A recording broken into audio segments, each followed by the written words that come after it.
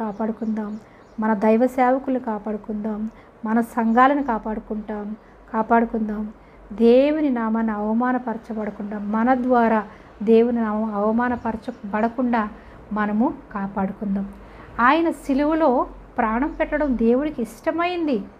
ఆయనకి ఇష్టమైంది కాబట్టి ఆయన సిలువలో యేసుక్రీస్తు ప్రభువారు ప్రాణం పెట్టేటట్టుగా ఆయన దేవుడు తండ్రి అయిన దేవుడు యేసుక్రీస్తు ప్రభువారిని ఈ లోకానికి పంపించాడు. ఆయన నలగగొట్టబడుట తండ్రికి ఇష్టమైంది అని మనం ఎన్నో పాటలు పాడతాం, దేవుని వాక్యాన్ని బోధిస్తాం. ఈ సిలువ త్యాగాల్లో తండ్రికి ఇష్టమైంది, ఆయన నలగగొట్టుటకు తండ్రికి ఇష్టమైంది, ఆయన సిలువలో ప్రాణం పెట్టడం దేవునికి ఇష్టమైంది.